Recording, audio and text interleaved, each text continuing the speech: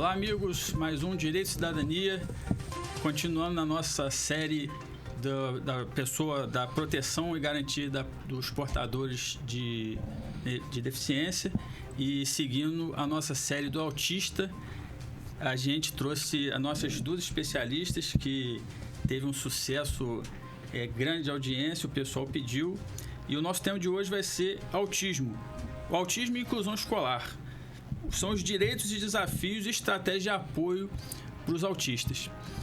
Como a gente disse há 2 lives atrás, a gente lançou o e-book dos direitos dos autistas e teve uma repercussão muito grande. Eu fiquei muito satisfeito, sobretudo com o auxílio inclusão, que era completamente... Eu notei uma discrepância entre o conhecimento e a prática do auxílio inclusão. Quando a gente estudou, e a nossa Maria Luísa explanou durante bastante tempo sobre como a legislação é feita para que o autista ele seja as barreiras que o impedem de exercer uma atividade em regularidade com as pessoas consideradas o considerado homem médio, é que ele consiga exercer normalmente todas as suas potencialidades, embora existam algumas limitações, obstruções ou barreiras. Então, o conceito de portador de deficiência, segundo a Convenção Internacional de Nova York, que foi internalizado no nosso direito como uma emenda constitucional, ela tem força de emenda constitucional, ela diz que deficiência é toda barreira ou obstrução que impede o indivíduo de participar em igualdade de condições em sociedade. Esse conceito não casa com incapacidade. Então, ele tem uma barreira e a legislação quer que ele ultrapasse essas barreiras, e tem vários incentivos. A gente falou de vários incentivos fiscais, por exemplo, a isenção do IPVA, do IPI, do ICMS, o BPC, as formas de exclusão de renda de outro deficiente ou idoso, o auxílio inclusão, que é quando o autista consegue ser reinserido no mercado de trabalho, e ele tem o auxílio inclusão, que é metade do salário mínimo, que ele pode trabalhar e ter o auxílio inclusão enquanto ele quiser. Que eu fiquei muito satisfeito com a repercussão disso. E tendo esse contexto em que o autista ele precisa ter toda uma ferramenta, apoio, para que ele consiga vencer esses impedimentos e obstruções, para que ele tenha uma participação em igualdade de condições, a gente está lançando o e-book sobre os direitos educacionais da criança com autismo, onde a gente vai falar, já está disponível no Instagram do IDS, para download. Vocês podem, o pessoal aqui do Instagram já está disponível para o nosso pessoal do Instagram, depois vocês entram lá. Quem não está ainda no nosso Instagram, tem um linkzinho, é só clicar que entra direto, já tem 4.000 pessoas lá. Então a gente vem discorrendo sobre a estrutura legal dos direitos educacionais do autista, sobretudo o direito do acesso à educação e da formação profissional. Em relação à matrícula, que existem algumas reclamações constantes do nosso pessoal de requisitos e burocracias exacerbadas para matrícula. Então a gente vai explicando pormenorizado, de carreirinha, o passo a passo, como se defender desse tipo de coisa, quais são os recursos legais para estas violações, a importância da conscientização desses direitos, principalmente entre educadores e administradores, de como inclusive economicamente é importante você promover um ambiente inclusivo desse contingente de pessoas que cresce bastante. E a gente, lá no nosso e-book, que está disponível para download, o envolvimento da comunidade é importantíssimo, sobretudo através do serviço de fortalecimento de vínculos familiares e comunitários, com a atividade típica da assistência social, para construir uma rede de apoio e não ficar somente com a escola. Além de uma educação contínua e formação profissional. Então, a gente vai discorrer isso ao longo da nossa live, e as meninas irão participar aqui outras vezes. E para me ajudar a destrinchar tudo isso, a gente está aqui hoje com a nossa Maria Luísa, que ela é psicopedagoga do IDES, faz um trabalho fantástico lá no Parque Prazeres, e toda a região lá do CRAS da Codina, que pega toda aquela região, Parque Prazeres, Exatamente. Santa Rosa, Eldorado. Ela é quase uma santa lá para o nosso povo lá do Parque Prazeres e arredores. É especialista em educação especial, inclusão e TEA. Também temos a nossa Luiz Hertz. É assim, Luiz? Isso. Que ela é assistente social com mais de 20 anos de experiência no serviço público, né? E é especialista em direitos da criança e do adolescente. Então, o pessoal aqui do Instagram tem uma série de perguntas, eu vou deixar um pouquinho mais à frente, vocês podem mandar aí pelo nosso Telegram, sobretudo, que eu estou aqui, e vocês podem tirar todas as dúvidas com o pessoal. Mas, Maria Luísa, antes de você dar suas primeiras considerações para o nosso povo, e logo você encaminha a primeira pergunta. Você tem uma experiência grande e tem uma especialização na área. Em relação ao ambiente escolar, quais são os principais desafios que você observa nas crianças com o transtorno espectro autista em relação ao ambiente escolar? Então, boa noite a todos. Primeiramente, é um prazer imenso estar aqui novamente. Quero aproveitar e parabenizar o Dr. Felipe por essa iniciativa, por trazer informações para a população. Esse é um tema extremamente contemporâneo, porque a gente observa a necessidade de trazer informações. E quanto mais a gente pontua sobre esse assunto, mais as pessoas perguntam e querem tirar dúvidas. Em relação à pergunta que o Dr. Felipe fez, né? Quais são os maiores desafios, né? Sim, no ambiente escolar. No ambiente escolar, né? Para a inclusão do aluno diagnosticado com transtorno do espectro autista. Primeiramente, todo esse processo de matrícula, né? A gente sabe que alguns pais encontram, sim, dificuldades para a efetivação da matrícula, principalmente com o argumento em que não tem um mediador, não tem uma mediação, e isso acaba, por vezes, criando uma situação muito delicada, porque a gente sabe que existe a exigência legal que a criança, né, diagnosticada, ou adolescente diagnosticado com transtorno do espectro autista, tem efetivamente o direito, sim, à matrícula, né? Então, essa é uma das barreiras enfrentadas. Mas o grande desafio é a efetivação do trabalho em sala de aula com o menino que é diagnosticado, né? Eu acho que esse é o grande desafio aí para os professores, promover essa inclusão, promover adaptação curricular, né? E principalmente gerenciar o processo emocional ou até mesmo qualquer crise que a criança possa ter na escola. O pessoal do ensino público, a rede pública, ela está aparelhada para entender que cada perfil é único e fazer um programa individualizado? Então, pergunta ótima, excelente. Isso tem muito a ver com o plano de ensino individualizado. Inclusive, é bom a gente sinalizar aqui a importância do PEI, principalmente para as famílias, porque é um dos direitos que os pais precisam pleitear junto às escolas, ao passo que os professores também precisam de muita orientação, de muito auxílio, de muita ajuda técnica para a organização desse PEI. Por quê? O PEI, ele não pode ser feito de forma genérica. Ele precisa ter a especificidade, a singularidade das necessidades individual de cada criança, de cada adolescente, né? Então, é preciso fazer avaliação das habilidades e competências que a criança tem, né? Quais são os preditores que são fundamentais para o desenvolvimento desse PEI, para que não se corra o risco para, no final do bimestre, né, aquele momento em que a escola faz a reunião de pais e muitas vezes tem um pacotinho de folhas de avaliação daquelas crianças típicas. E da criança atípica, nem sempre é encontrado um arcabouço, né, de atividades que foram desenvolvidas. Falta inclusão, né? Exato. Luiz, antes de dar boa noite para o nosso povo aí, que tem um monte de perguntas aqui no Telegram para você. Explica para a gente, Luiz, qual o papel da assistente social nesse processo de inclusão do autista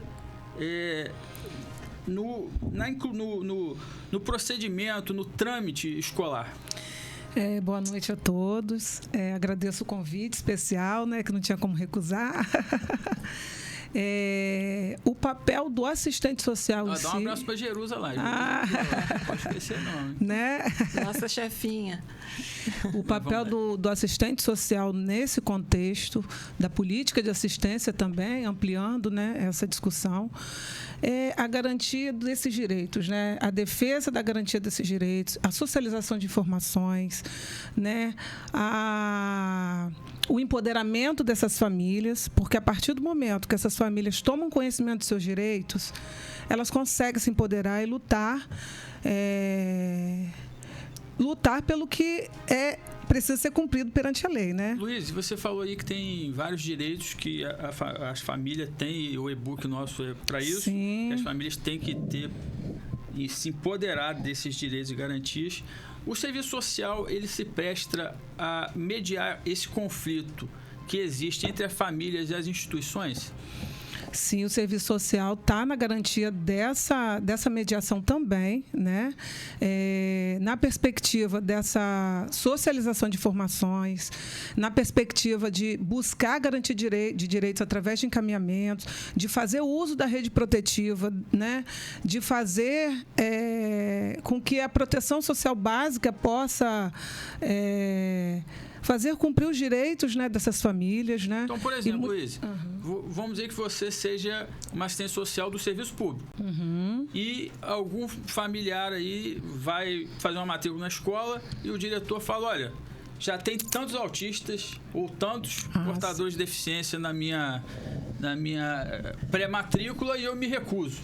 Você sendo servidor do município, ainda assim, você tem a obrigação de defender essa família e mediar esse conflito, procurando instâncias como o Conselho Municipal de Assistência, o Ministério Público, etc.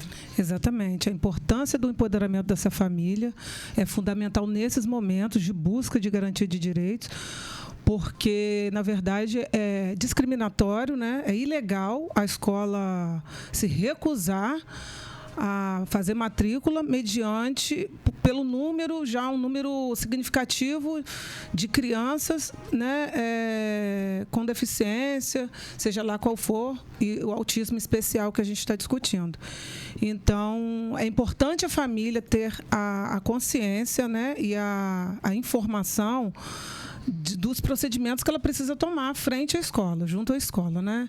E aí são vários caminhos, né, para essa família buscar, inicialmente através de diálogos, né, solicitar que a escola formalize essa negativa, é extremamente importante. Né? A gente que está no serviço público há muitos anos, né? A gente trabalha também com o judiciário muitas vezes e a gente aprende que vale o que está escrito, né? Palavras o vento leva, a gente escuta muito isso. Então, assim, é muito importante, se a escola der uma negativa, formalizar isso através de documentos, ou via e-mail, ou se a família desejar solicitar por escrito também o que foi discutido, ou o que foi informado a ela, né? Através de carta registrada, você pode enviar também.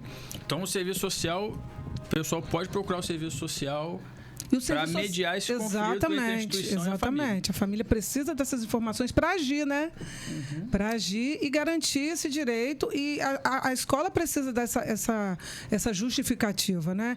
E, na verdade, você negar uma vaga em razão dessa justificativa de que tem muita criança já com deficiência, isso é ilegal. Né? Exatamente. É uma conduta extremamente discriminatória. Né? Extremamente. Lesão, sentimento, dano moral. Exatamente. Está tudo lá na nossa inclusive denúncias, né? Exatamente. Por isso a necessidade de deixar tudo registrado e solicitar isso da escola. Até fixar um prazo para a escola dar uma resposta, que eu acho que isso é importante também, né? E fazer esse acompanhamento para lutar pela garantia desse direito, né? O serviço social é muito importante, realmente. Extremamente. Maria Luísa, qual a estratégia pedagógica, né, que você tem encontrado com mais eficácia para a inclusão desse aluno com autismo, com transtorno espectro autista?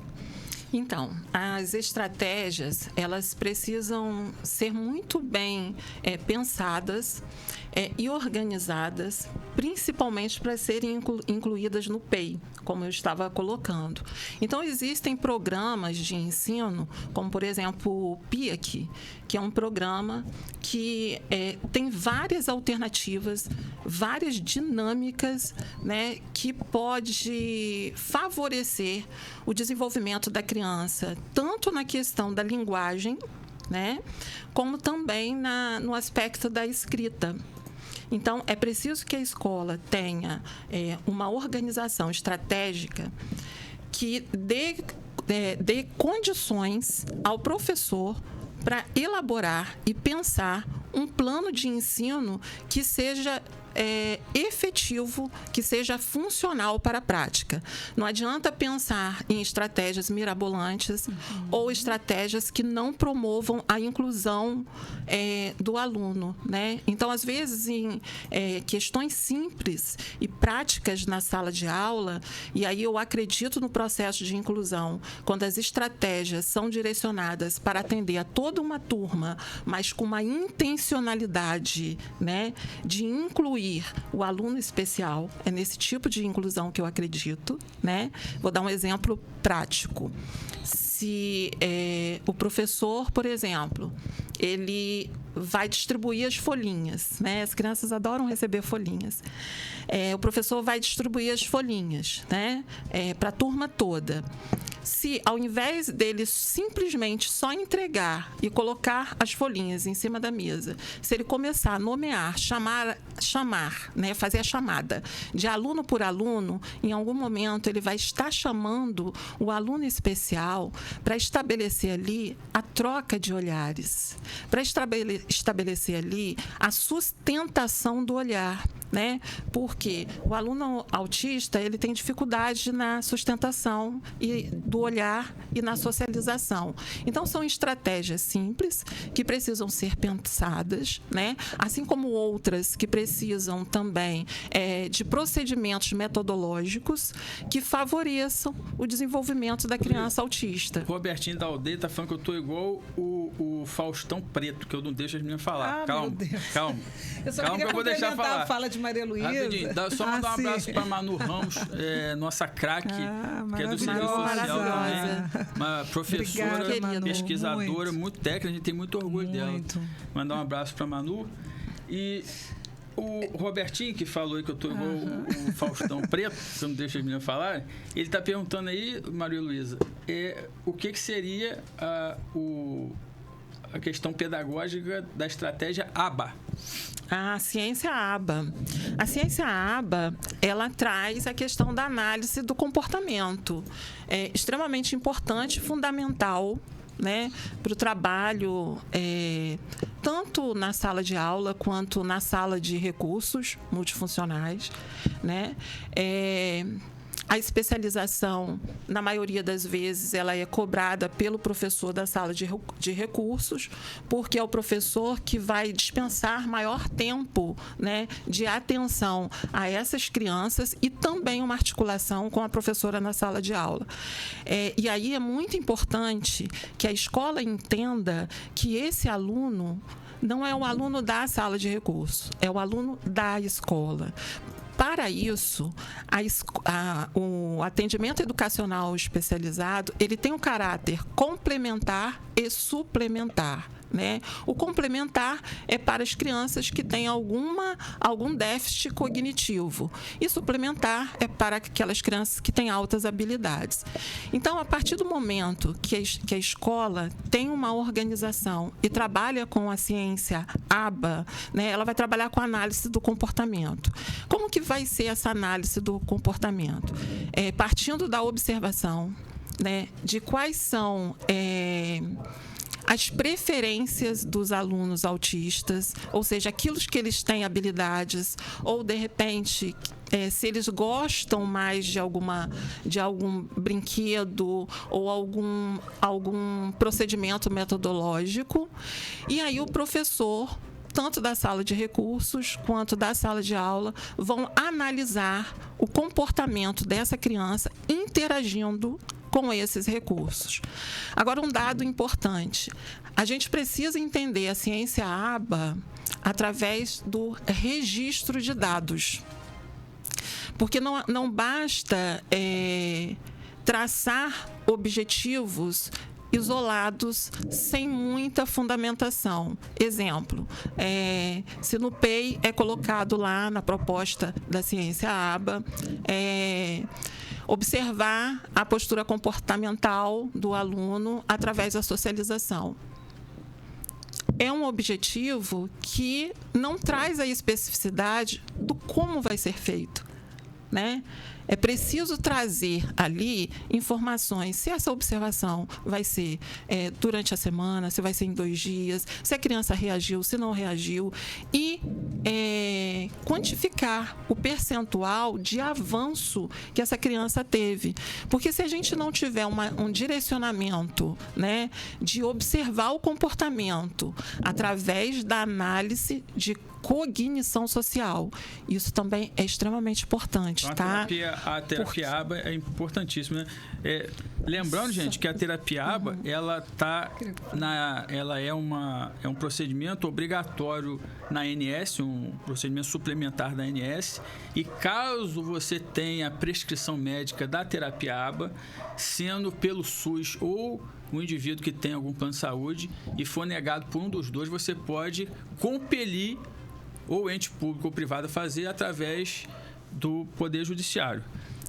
Só complementar o que eu estava falando, a importância de ter essa visibilidade e fazer o registro do avanço da criança, porque senão o objetivo fica solto.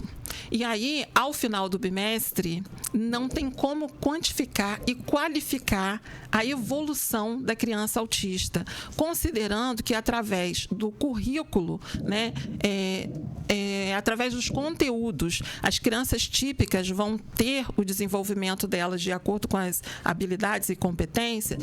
A criança autista, ela precisa ser avaliada pelo ponto de vista da cognição social, né? E aí trabalhar a autonomia, trabalhar a análise do comportamento e ela avançar, sim, uma proposta curricular de acordo com as condições que ela tem para apresentar o desenvolvimento dela. E sobre o prisma da assistência social? Pois é.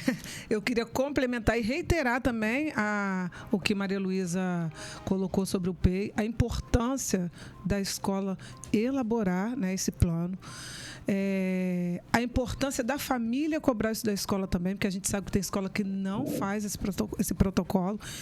E é fundamental, né, seria o ideal, né? Que a gente trabalha em cima do ideal, né? Para tentar o mínimo, né?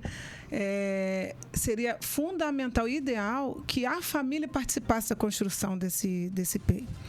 Porque, assim, a família... Gente, eu posso até ser repetitiva, mas a família tem um papel fundamental no trabalho, né, junto à escola. A família precisa ser parceira da escola. A família precisa conhecer seus direitos, né?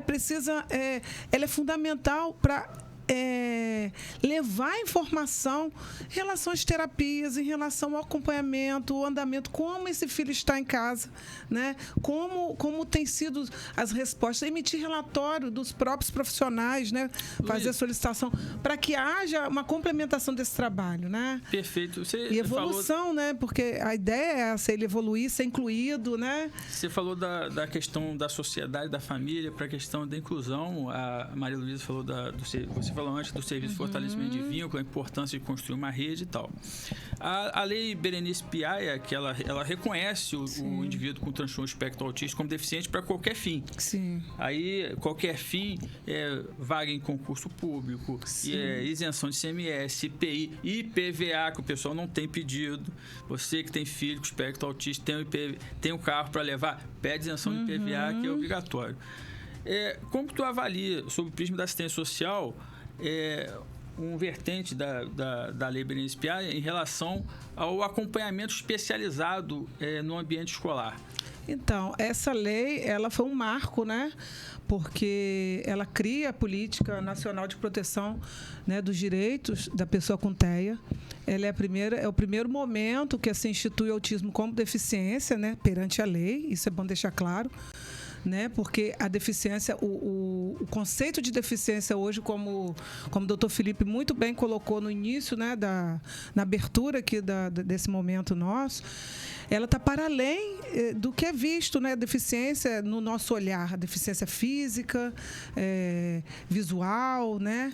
Ela está para além, né? Ela hoje, esse conceito mudou. Hoje ela é vista como o sujeito de direitos, né? Então, quando a lei coloca, né, o autismo como deficiência, é nessa perspectiva de garantir esse direito, né?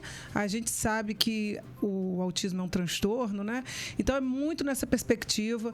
Essa lei garante o diagnóstico precoce, garante inclusão nas escolas, garante o acesso a tratamentos, terapias, medicamentos para o SUS. Mediador, exatamente. Acompanhante especializado, né, que hoje usa acompanhante especializado ou professor auxiliar, né, de apoio.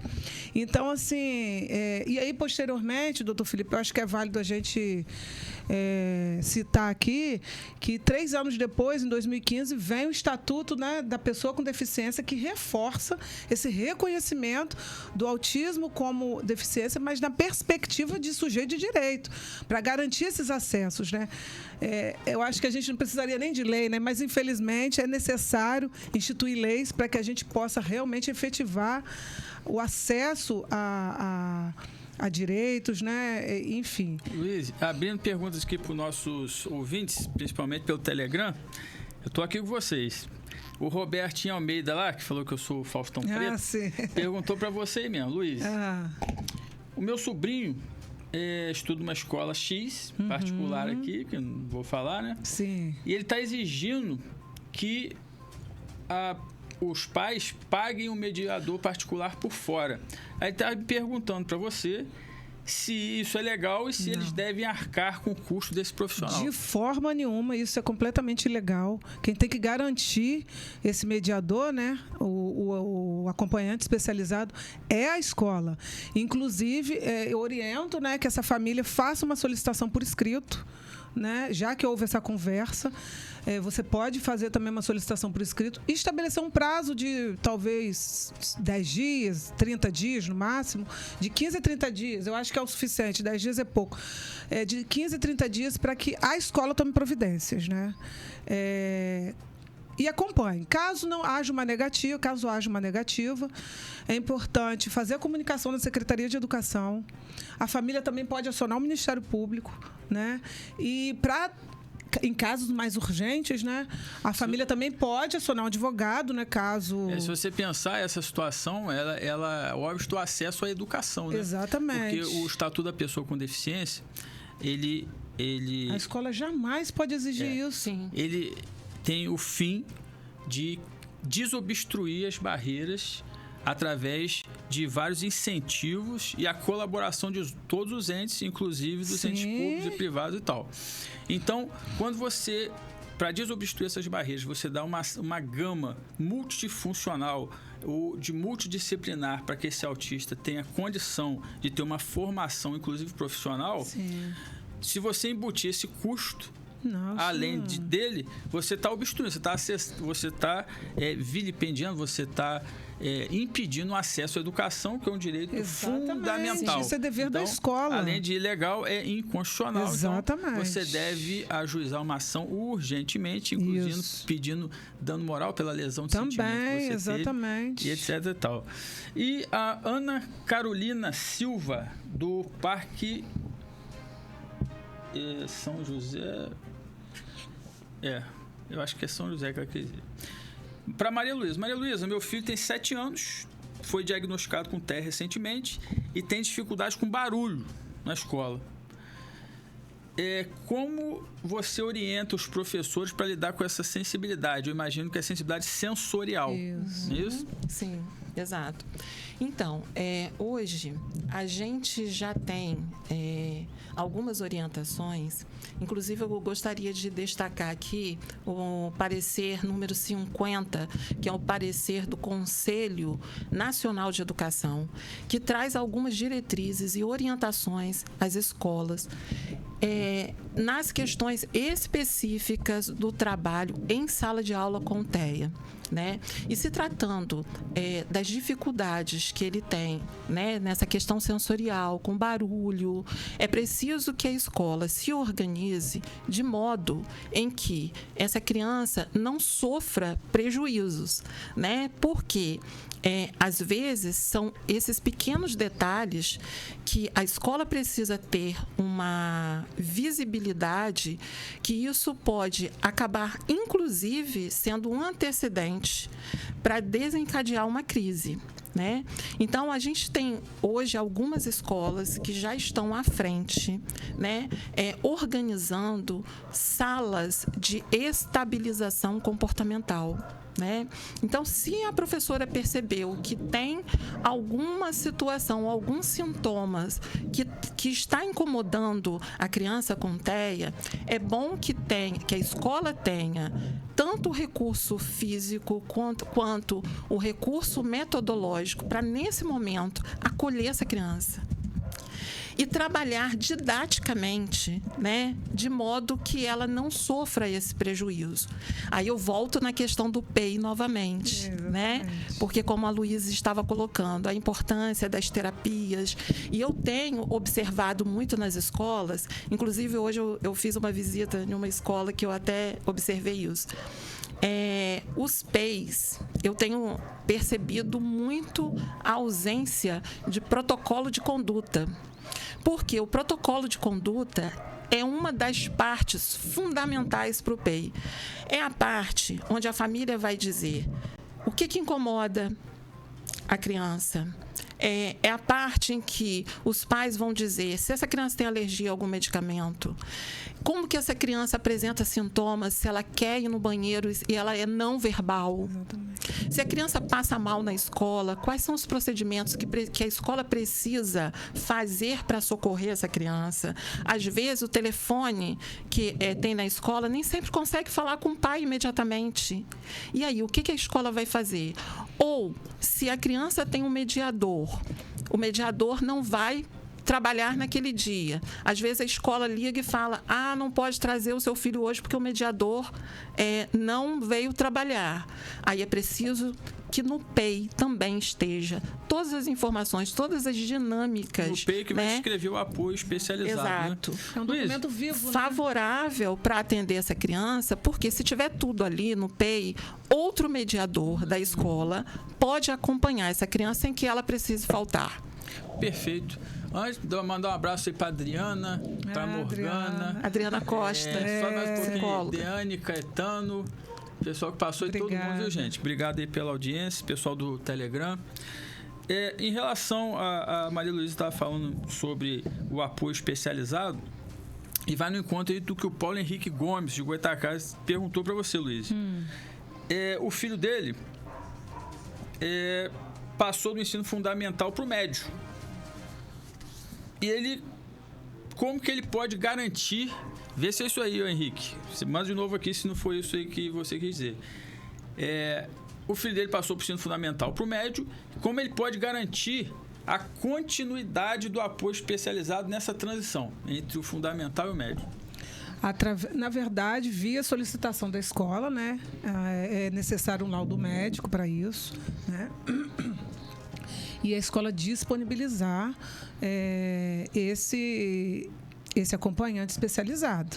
Nada muda, né? Porque é um direito do estudante, né? No caso, ele deve ser adolescente já, né? Uhum. Então, nada muda. Se houver dificuldade, é fazer solicitação por escrito, né? Se observa que a lei fala formação, inclusive profissional. Exatamente. Então, ela se estende exatamente. por toda a vida acadêmica. Então, o procedimento é o mesmo, né? Só acrescentando que a gente tem pela Lei de Diretrizes e Bases, a 93/94/96, a questão da terminalidade específica, que também é um direito, né, das crianças especiais, adolescentes especiais, para dar continuidade à escolarização formal. Isso. Existe a terminalidade específica, que é um direito que os pais podem buscar, né, para estar implementando, buscando também. A escola tem um papel de fazer articulação com a rede, buscar a inserção desse jovem no mercado de trabalho, né, através da criação de projetos, né, que possa favorecer também a terminalidade específica. Lembrando e destacando que a terminalidade específica, ela tem a proposta de levar em consideração as condições de aprendizagem, a singularidade de cada adolescente que esteja nesse processo de transição. A Carolzinha, do Jardim Carioca, pergunta para Maria Luísa.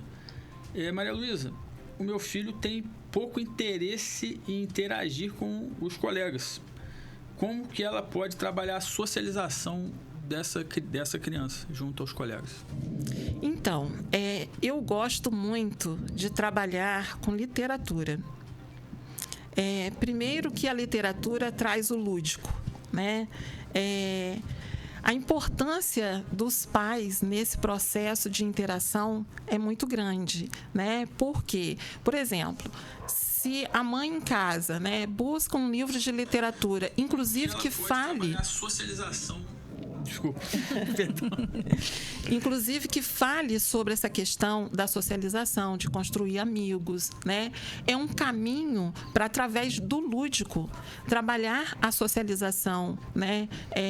A visibilidade da criança quanto à importância dele interagir com seus pares, né? Então, eu gosto muito de literatura infantil para trabalhar a questão da socialização. Legal. Luiz, o João Carlos, ele é professor do liceu. Ele também tem formação no serviço social. Uhum. E também ele está fazendo pedagogia. Parabéns, está com um currículo legal aqui. Ó. Ele está perguntando para a Luiz como ele pode garantir que o projeto político-pedagógico da escola contemple as necessidades do aluno com transtorno do espectro autista. Olha, eu acho que... Eu vou passar essa pergunta para a Maria Luísa. Ela é pedagoga. Qual é o nome dele? É o João Carlos. João Carlos. É professor. Eu prefiro que ela responda, porque ela tem mais propriedade em relação a isso por ser pedagoga, né? Não que eu não conheça o tema, né? O PPP é extremamente importante. Ele está atualizado, inclusive, né? Mas ela vai ter melhor direcionamento em relação a isso pela formação dela, né? Como pedagoga. Sim, é verdade. Ótima pergunta, muito, tá? Muito bom. E aí, assim, a princípio, para a gente falar em projeto político-pedagógico, a gente precisa falar em documento funcional. O projeto político-pedagógico da escola, ele não pode ser um documento filosófico, né, embasado em argumentação teórica. O projeto político-pedagógico, ele precisa ter a funcionalidade das atividades que serão desenvolvidas na prática. Então, assim, se a escola tem uma proposta de desenvolver, né, na sala de aula um processo de inclusão, incluindo o aluno especial, né, mas através, de repente, de projetos, através de uma dinâmica diferenciada, tudo isso precisa ser contemplado no projeto político-pedagógico, porque o projeto, ele traz ali toda vertente de trabalho da escola, né? E se não estiver no projeto político-pedagógico, isso fragiliza o trabalho do professor, isso fragiliza qualquer ação que não esteja contemplada a nível do processo de avaliação do aluno com TEA. Pode ser para as duas aqui. A gente sempre, e a Manu Ramos, que está aí assistindo, também ela é incentivadora dos conselhos, né? E a participação da sociedade civil nessas atividades. O que eu entendi ali é que ele, em relação a garantir que o projeto político pedagógico seja, como ele garantir que atenda, eu acho que ele quis dizer uma participação do conselho escolar, onde tem uma participação da sociedade, dos alunos, dos pais, uma associação de pais e mestres. Sim, ele precisa ser construído coletivamente. Inclusive. Isso, uma não flexibilização. É uma elaboração unilateral. Onde tem uma flexibilização de currículo. Exatamente. É um programa de formação continuada do professor. Precisa ser construído de uma forma coletiva. Analisa para a gente a participação, a importância do conselho escolar na elaboração do projeto político pedagógico. Para as duas. Então, é muito bem colocado. Sim. Porque o projeto político-pedagógico ele precisa ser feito por toda a comunidade escolar, inclusive com a família e com a comunidade. Os pais, o conselho escolar tem o direito de se manifestar, dando sugestões de como desenvolver esse trabalho, né? E o PPP, de forma dinâmica, isso, né? Precisa ser de acordo com a realidade ali, para atender a realidade local, né? Sim. Então, essas demandas precisam ser dialogadas, precisam ser discutidas, né? Para atender as necessidades, né? De quem vai utilizar, né? Desse projeto. Inclusive, no projeto político-pedagógico, é muito importante a parte dos anexos. Exatamente. Porque os anexos vão constar as pesquisas, as atas das reuniões que foram feitas, as sugestões das famílias, né? Então, tudo isso precisa ser contemplado. Beleza. O Rafael Mendes pergunta para a Luíse. Luíse, como que os pais, nós pais, né, eu pressuponho que ele tem um filho que tem transtorno espectro autista, quais são os direitos dos pais em relação ao acesso às adaptações curriculares feitas para o seu filho? Como que ele pode exigir que tenha uma adaptação curricular para as particularidades do filho dele? Primeiramente, Rafael, a gente volta a dizer sobre essa questão da participação da família no PEI, né? No plano de educação individualizada, né? E de ensino individualizado. É extremamente importante a família estar nesse processo de como vou dizer, de levar informações, né, sobre as limitações, né, para que a escola, junto com a equipe pedagógica, a coordenação pedagógica, né, professores, direção, possa estabelecer e melhor adequar a realidade, né, e as condições da criança, né? Deixa eu ajudar um pouquinho também nessa questão. Não existe adaptação curricular sem conhecer o aluno. Porque a adaptação não diz respeito, de repente, baixar uma atividade da internet que tenha um direcionamento mais fácil e deixar a criança lá no cantinho da sala. Com menos atividade. Com menos atividade, entendendo que é um processo de adaptação. O primeiro princípio para a adaptação, eu preciso conhecer quais são as habilidades e competências que essa criança tem e quais são os preditores que essa criança tem para o processo de aprendizagem. Exemplo de adaptação. A escola vai aplicar uma avaliação de língua portuguesa. Exemplo. Né? E aí essa criança, de repente, tem dificuldade na linguagem, né? Seja na linguagem oral ou na linguagem escrita. Como que é o processo de adaptação dessa avaliação? O professor vai trabalhar mais com imagens, né? Com imagens tanto numa avaliação por escrito, ou, de repente, utilizar o computador, usar um software que tenha, de repente, instruções com imagem para explorar essa visualização dela. Então, todo o processo de adaptação é preciso, a priori, conhecer muito bem quais são as dificuldades e limitações que essa criança tem, né? Não dá para adaptar em cima de qualquer atividade. A adaptação precisa ter base. E base em quê? Naquelas limitações que a criança tem. E aí, só complementando, que eu acho que a gente pode abrir um pouco mais o leque, né? Que talvez possa atender também o... Qual o nome dele?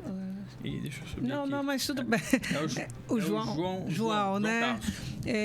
A gente falar um pouquinho também sobre a questão da redução de carga horária, que, na verdade, não necessariamente vai ser necessário, né? Solicitar, óbvio que a gente sabe que a solicitação de redução de carga horária é via laudo médico, avaliação, né? Relatórios terapêuticos também são importantes, mas a ideia é incluir, né? E esse processo todo que Maria Luísa colocou, da adaptação escolar, seja dos diversos níveis de dificuldade ou limitação da criança, é extremamente importante para que garanta que esse aluno permaneça no tempo integral e no tempo como as crianças não atípicas têm direito, né? Porque é um direito dele estar em horário, totalizando o horário integral ali, né? Relacionado à carga horária. Então, acho que é importante também reforçar isso, né? Porque se fala muito em redução de carga horária, mas né, a gente precisa incluir. Essa questão da carga horária, ela precisa ser cumprida na integralidade, né, conforme qualquer outra criança na escola. Qualquer tipo de redução de carga horária precisa ter laudo médico e orientação médica para a redução. Caso contrário, vira alvo discriminatório. A única possibilidade de redução de carga horária é a adaptação do currículo. Se é uma criança que tem diagnóstico de TEA e que ela precisa gradativamente se adaptar à carga horária da escola, em comum acordo com a família, porque tem que ser em comum acordo com a família, isso é legítimo, né? Sim, então, sempre defendendo o melhor interesse do aluno. Beleza. O Eduardo Martins perguntando para Maria Luísa. O filho dele tem 3 anos, ele não faz contato visual e tem um pouco de atraso na fala. Ele está perguntando para você se ele pode ser autista e quais sinais que ele deve observar. Sim, na verdade, esses... Óbvio que cabe uma avaliação específica, né? Mas ele já traz aí alguns sintomas, né? Com indícios de uma observação específica, né? Então, é bem sugestivo, assim, para uma avaliação. E aí esse processo de troca de olhares, o processo da sustentação do olhar, é preciso que a criança seja estimulada. Exatamente. É preciso observar o que a criança gosta para que você entregue esse instrumento para a criança e, a partir dali, você comece a estimular o olhar dela, né? Explorar as habilidades, explorar as habilidades que essa criança tem, né, como recurso para ir aos poucos, né, estimulando. Eu queria falar também sobre a questão que eu acho muito importante, da influência dos pais nesse processo para a neuroplasticidade sináptica. O que é isso? O cérebro, ele tem uma condição elástica. E aí, essa condição, ela só vai ser possível se essa criança receber estímulos. Estímulos na terapia, estímulos com a família, estímulos na escola, né? A neurociência traz para a gente sobre a questão da poda neural nas crianças autistas, né? E aí, essas limitações, como troca de olhares, né, como dificuldade na fala, tudo isso é preciso que a criança receba muito estímulo. Diante desses estímulos é que há a possibilidade da neuroplasticidade, né? Em razão disso, muitos médicos indicam terapia com fono, através da ciência ABA, terapia psicopedagógica, através da ciência ABA, justamente para atingir a essas questões, como ele trouxe, né? Da percepção das dificuldades na troca de olhar. E para que se possa fechar um diagnóstico ou não, né? Vamos tentar responder aqui, gente. A gente vai conseguir responder todo mundo, mas está tudo registrado aqui no Telegram. Eu vou encaminhar para as meninas depois. Eu vou botar dentro no grupo do Instagram, que o pessoal pergunta direto para vocês. A Beatriz Almeida não falou o bairro, está perguntando para a Luíse. Luíse, eu sou mãe solo e tenho uma criança com TEA e tem dificuldade de conciliar o trabalho e acompanhamento escolar. Ela está dizendo se tem algum direito que possa ajudá-la a auxiliar essa dupla jornada aí de mãe, né, e de criança atípica com o trabalho. Ela sendo servidora, né? Eu não sei ela trabalha em quê, né? Ela trabalha em supermercado. Na verdade, servidor público, municipal, estadual, esfera federal, municipal, estadual, tem direito à redução de carga horária, né? Então, isso é feito, isso é solicitado, né, via secretaria, né? O departamento específico para fazer esse processo de redução de carga horária, para que a mãe, né, para que o responsável possa dar conta de outras demandas, né, estabelecidas, que a criança demanda, né, de terapias, de escolarização, enfim. Beatriz, vou te dar uma dica. Você me falou a renda aqui, que eu não vou falar, porque o pessoal pode identificar quem é. Mas, olha só, o BPC, como que você vê a questão da miserabilidade? Antigamente, a Constituição dizia que era 1/4 do salário mínimo, critério objetivo de miserabilidade. Esse critério foi considerado inconstitucional pelo STF, passou para meio. Então, qual é a renda per capita para fins de concessão do BPC, Benefício de Prestação Continuada? Meio salário mínimo, que é a Lei de Alimentação Básica, que fizeram um enquadramento. Fora isso, se tiver outro idoso ou deficiente no mesmo grupo familiar que ganha o salário mínimo, você tem que excluir essa renda. Se você tiver despesas não cobertas pelo SUS, também abate na renda. Então, pela composição da sua família e pelo valor que a senhora ganha, a senhora tem direito ao BPC. Fora isso, o CRAS, o objetivo é que as escolas do Plano Nacional de Educação e do Mais Educação, do governo federal, é que as escolas sejam em tempo integral através de contraturno escolar, e os CRAs teriam têm a incumbência de oferecer suporte e encaminhamento para programa específico, que seria exatamente o que a senhora tem a dificuldade de ter tempo, né, para conciliar. Então, depois você pode, a gente vê com mais calma, mas a princípio só teria direito ao BPC e também em relação à questão do contraturno escolar. Gente, faltam 4 minutos, não vai dar para ler tudo aqui. Tem uma aqui que eu queria ver, que era do... perdão, subiu aqui, eu não consegui ver, mas que o rapaz conseguiu terminar o primeiro grau, ele quer trabalhar e você tem medo de perder o BPC. Gente, tá no primeiro e-book e no segundo, esse segundo que é em relação à escola. Usem o auxílio inclusão. O auxílio inclusão é exatamente para isso. O benefício incapacitante tem a aposentadoria por incapacidade permanente, temporária e o auxílio acidente, que é um indivíduo que recebe uma indenização pela redução da capacidade de trabalho, para sempre ele pode trabalhar. Na questão da deficiência tem o auxílio inclusão. Ele é exatamente isso, meio salário mínimo, para que o seu filho ele tenha um incentivo de produzir, de deixar o BPC e produzir, tem inclusão.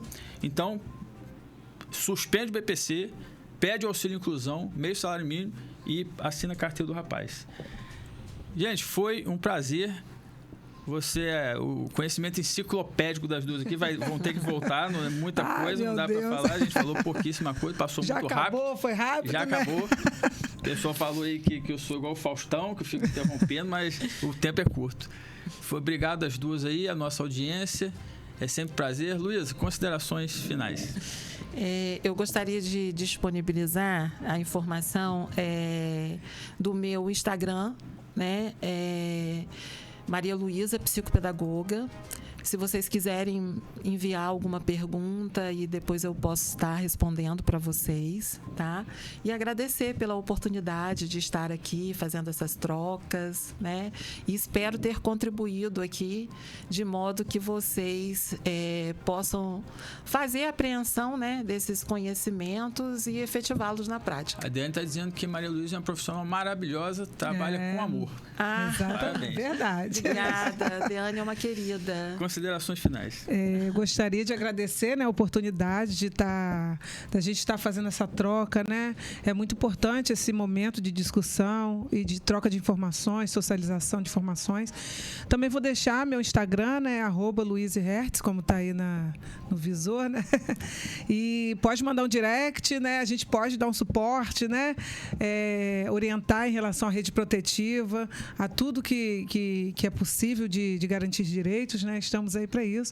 E agradecer a oportunidade e o convite, né, de estar aqui. Espero ter somado também, contribuído para todos os ouvintes. É assunto para muito tempo. Gente, baixem o e-book, o segundo e-book da nossa série do autista. Tem o primeiro e-book em relação aos direitos do autista. Peçam isenção de IPVA, pouquíssimos requerimentos. Lançamos hoje o segundo e-book em relação aos direitos do autista na escola, especificamente. Está lá no Instagram do IDS.cidadania, está na bio lá, é só baixar gratuitamente, pode disponibilizar à vontade, é para isso, divulgar informação, conhecimento. Agradeço a nossas especialistas aqui, a Maria Luísa e a Luíse Hertz. Obrigado a todos, até a próxima. Boa noite. Boa noite.